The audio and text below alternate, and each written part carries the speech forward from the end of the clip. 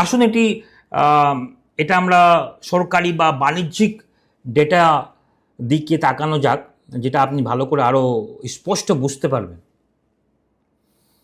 ভারতের পোশাক শিল্প, যেটাকে আমরা টেক্সটাইল বলি, এবং ফুটওয়্যার বা জুতো শিল্প, যেটাকে আমরা ফুটওয়্যার বলা হয় ইংরেজিতে, এবং জুতো শিল্প এবং প্লাস্টিক পণ্যের যে মোট উৎপাদনের একটা বিশাল অংশ কিন্তু কোনো শপিং মলে বিক্রি হয় না। যেটা আমাদের দেশে তৈরি হয়, ম্যানুফ্যাকচার হয়, সেটা কিন্তু শপিং মলে বিক্রি হয় না। এটা কিন্তু বোঝার চেষ্টা করবেন।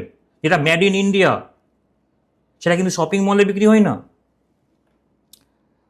এটা বোঝার চেষ্টা করুন যে রেডিমেড গার্মেন্টস রয়েছে, যে কাপড় যেগুলো রয়েছে, ভারতের মোট উৎপাদিত সাধারণ পোশাকের প্রায়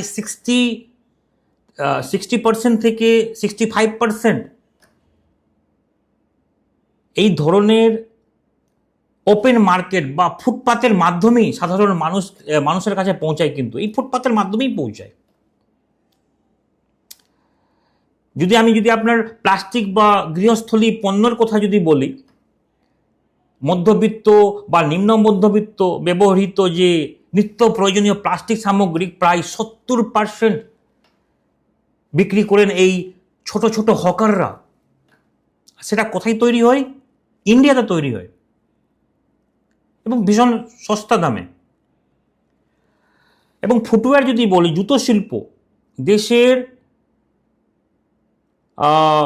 সস্তা এবং সাধারণ জুতো বাজারের এটা বড় অংশ